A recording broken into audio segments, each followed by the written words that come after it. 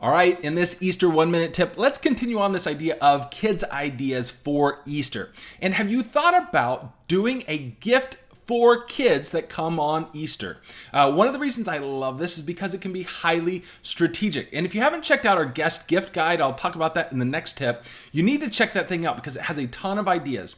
But one gift idea that we do at Summit Park Church is a green bag for kids. Now, here's why that's cool. One is it helps all of your team know who is new. So when you see a family walking around with that green bag, you can be like, okay, they must be a visitor, and it can help your team cue into that. It's also cool because you can give that as kids are leaving. It makes them excited. You can put information in there. You can say, hey, if you bring this back next week, we can put some more candy in here. So if you think through not just a gift, but a strategic gift, how can you do this as a strategic way to make a great experience? Have a talking point between the parents and the kids on their way out to make sure they're happy and excited on the way out, to help your team identify guests and then give a great reason for that kid to come back the next week. There's so many things. I'm going to talk a little bit more about gift ideas in the next tip.